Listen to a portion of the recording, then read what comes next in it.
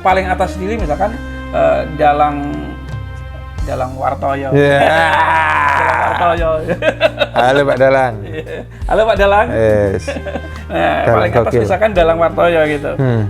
Terus kita harus tutup gitu kan? Harus lockout.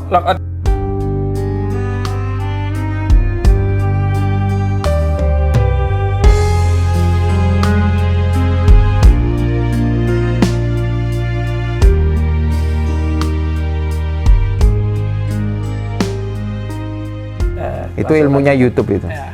Ini konsultan YouTube teman-teman. Belajarnya dari YouTube Mas. Iya, belajarnya dari YouTube, bukan saya yang pinter YouTube-nya. Ini satu lagi Mas. Ada lagi satu lagi. Iya, mau satu lagi. Gimana? Pakai sampai satu. Makanya saya bilang nggak ada yang nomor 2-nya, ini nomor 1 semua gitu loh. Ya toh? Nah, terus yang paling nggak kalah pentingnya lagi itu kan kita bikin YouTube kan harus dapat itu. Jadi gimana caranya biar lebih cepat dapat itu? Lebih cepat dapat cuan. Iya, gitu. Ya sama mana ya, digalai. Betul sekali. Iya kan? Betul sekali. Lebih cepat dapat cuan itu ada 2 level yang harus dilalui ya. Level pertama adalah sampean ngelompokno 1000 subscriber 4000 jam tayang gitu ya. Ya, sebentar. Ini sampaikan dulu ya sama teman-teman ini. Teman-teman YouTuber. Ya, kalau pengen lebih cepat dapat ini ya, tetap stay tune di channel ini terus. Ikutin terus apa penjelasan dari konsultan YouTube yang sangat luar biasa ini ya. Jangan tinggalkan, pokoknya jangan sampai tinggalkan. Ini sangat menarik sekali. Jangan lupa subscribe, like, nyalakan notifikasinya, dan bagikan konten ini kalau Anda merasa konten ini berguna bagi sanak famili Anda.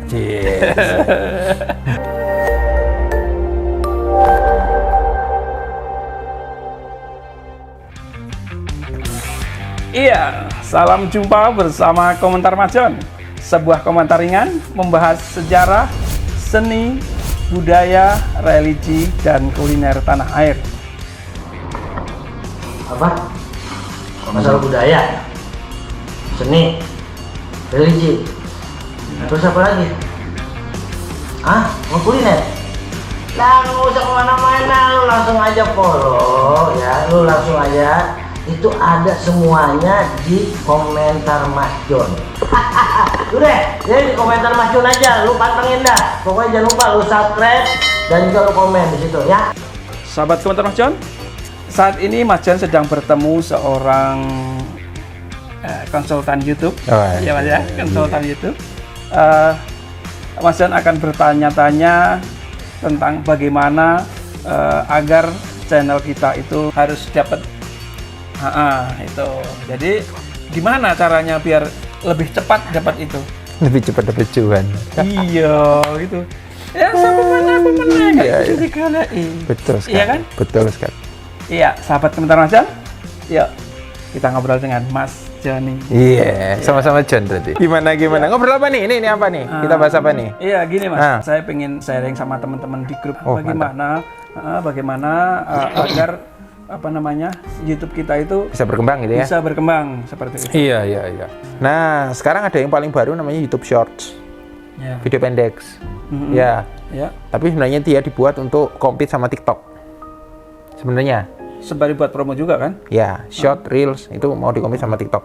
Tapi sekarang TikTok masih video pendek platform nomor 1. Karena mereka semuanya platform video, TikTok platform musik. Iya. Beda. Nah. Dan ada lagi biasanya saya kalau bikin di YouTube itu saya search dulu kontennya, saya search dulu topiknya. Jadi saya masuk ke trends.google.com, cari platform YouTube, saya cari apa yang lagi ngetrend di Indonesia. Itu yang saya pakai, kata-kata itu saya pakai sebagai research kata kunci. Research kata kunci macam-macam Mas, sampean bisa pakai software Tabadi lah, Vidik lah, macam-macam. Research di sana kata kuncinya apa ya toh. Nah, kata kunci itu masuknya di judulmu. Oke. Jadi tewong nge-search iku judulmu ngantut. Iya, melok kayak gitu. Jadi ngikut-ngikut lah gitu. Atau kalau misalnya sampean males nginstal, aduh males Mas Joni nginstal ngono kok error gitu kan. Sampean research kata kunci caranya adalah masuklah di YouTube-nya. Tidak usah login, logouten. Terus di search paling atas, misal sampean pengen gawe apa ya? Pengen gawe topik soal apa sampean yang terakhir itu? Dalang misalnya ingin dalang. Dalang. Saya mau ketikkan dalang. Bener ya? Nanti keluar jewet, dalang, gendeng, dalang, edan, dalang apa. Nah, sampai cari yang paling atas dalang apa, itu kata kunci yang banyak orang cari, itu masuknya di description. Di deskripsi sama judul ya? Judul. Jadi ngikutin yang di situ yang udah banyak orang nonton kan? Iya, tapi lokotan sih ya. Kenapa? Karena gini, kalau sampean login, maka yang nangkol di atas adalah apa yang user sampean ini minati, bukan yang orang lain minati. Sebentar, ini menarik nih. Ini menarik nih sahabat komentar aja. Coba kita lebih gini loh. Gimana? Sampean sadar nggak kalau kita masuk di YouTube ketika kita login, ceklek, sampean bikin email, Gmail, login, thread. Sampean pertama kali misalnya nonton film Indonesia, sekali aja nonton film Indonesia, maka beranda sampean film Indonesia KB, misalnya kayak gitu. Sekali sampean tik nonton horor, misalnya punyanya Sarah Wijayanto atau siapa, klik, beranda sampean direkomendasikan horor. Artinya bahwa profil ini keracunan aksi dari sampean. Betul ya? Profil sampean ini sudah menyimpan data histori dari apa yang pernah sampean tonton sebelumnya. Artinya bahwa kalau saya kondisi terlogin, saya nggak bisa dapat data akurat dong apa yang diminati masyarakat untuk kata kuncinya. Maka saya harus logout.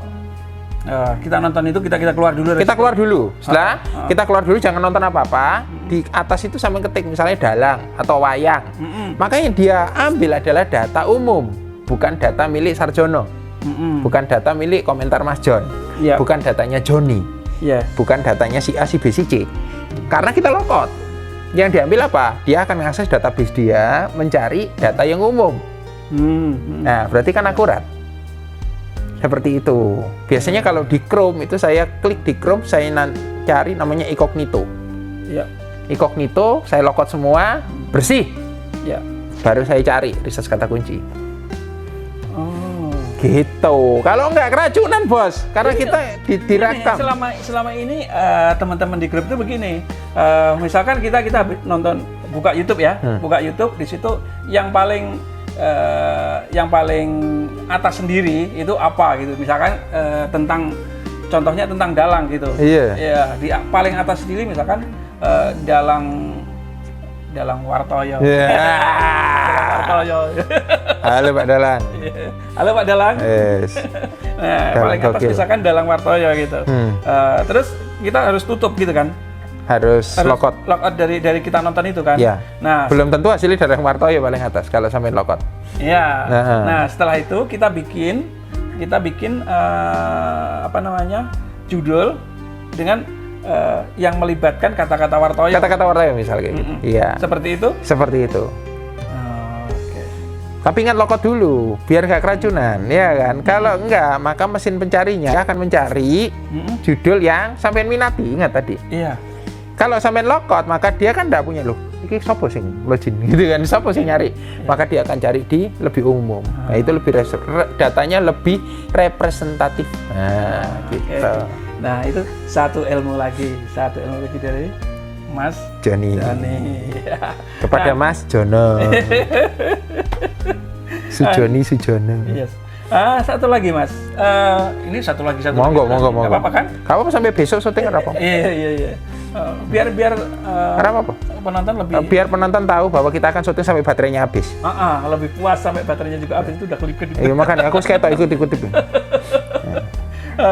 Gini, saya kan suka komen di tempat orang yang saya sukai, yang channelnya saya sukai, saya komen gitu, terus di bawah komen saya tak kasih kayak tagar komentar Mas John. Itu ngaruh nggak sih kira-kira? Ngaruhnya gini.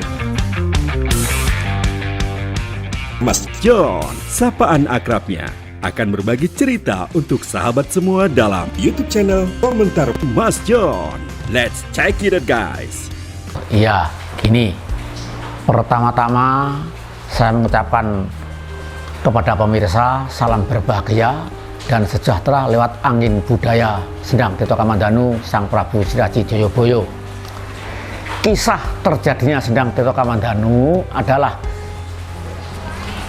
di zaman kerajaan Sang Prabu Siraji Joyoboyo, waktu masih memerintah, dia adalah bertapa, dan tempat bertapa itu adalah di tempat sumber atau sendang. Dulu namanya masih ingat saya adalah sendang atau sumber itu sumber buntung atau kali buntung, yang dalam arti kata sumber atau kali buntung itu suatu sumber yang airnya mengalir langsung putus, jadi tidak berekor. Setelah di zaman yang menjadi kepala desa bapak saya, Sri Surharjo, maka oleh masyarakat desa Menang sendang ini diganti sendang kolo sonyo. Dalam bahasa sastra Kawi, kolo itu memolo, sonyo sepi, artinya sepi ing loro atau memolo, atau bisa dikatakan kolo itu adalah zaman, sonyo itu sepi, jadi zaman sepi atau tempat bertapa Sang Prabu Sri Haji Joyoboyo yang sampai sekarang tidak bisa hilang dari lamunan manusia yang beradat budaya Jawa. Setelah detik berganti menit, menit berganti jam, saat berganti langkah, ditelusuri oleh warga besar Yogyakarta, Bondoderto, lalu dipugar. Setelah dipugar, tahun 1975 ini diganti sendang Tirto Kamandanu. Dalam bahasa Kawi, Tirto itu banyu, Kamandanu panguripan. Jadi adalah artinya dengan kolosonnya adalah sama, banyu panguripan. Sampai sekarang tidak bisa hilang dari lamunan masyarakat yang beradat budaya Jawa. Dan ini dulu tempat bertapa Sang Prabu Sri Haji Joyoboyo di masa kejayaannya. Seorang raja yang kelima dari kerajaan Kediri yang terkenal dengan suatu jangka. Jangka itu adalah membaca suatu medan sebelum terjadi 1000 tahun yang akan datang sudah tertera. Jadi Joyoboyo itu adalah seorang raja yang ahli jangka. Di samping ahli jangka, dia matinya adalah moksa. Dalam suatu keyakinan adat budaya Jawa, moksa itu adalah mati bersama raganya hilang. Nah, sekarang ini sendang ini saya menjadi juru kuncinya Mbah Suratin. Mbah Suratin JK. Jadi JK itu artinya bukan nama Yusuf Kala atau bagaimana. Jadi Mbah Suratin JK itu artinya adalah juru kunci. Itu kata-kata Senda. Nah, di sini tugas saya menjadi juru kunci. Saya mendapat SK dari Yogyakarta, juga yang satu dari kepala desa langsung. Dari di sini saya mendapat tugas untuk mengelola budaya. Dan setiap ada 1 tahun sekali di sini diadakan suatu upacara ritual atau upacara sakral hubungan manusia dengan gaib, yaitu ziarah satu suro atau arak-arakan upacara satu suro di dalam satu Muharram atau tahun baru Jawa.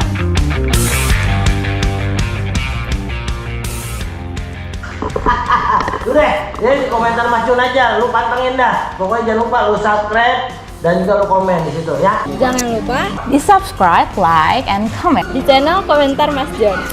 Iya, sahabat Komentar Mas Jon, jangan lupa like, share, comment, dan subscribe. Oke, sampai jumpa and see you to the next video.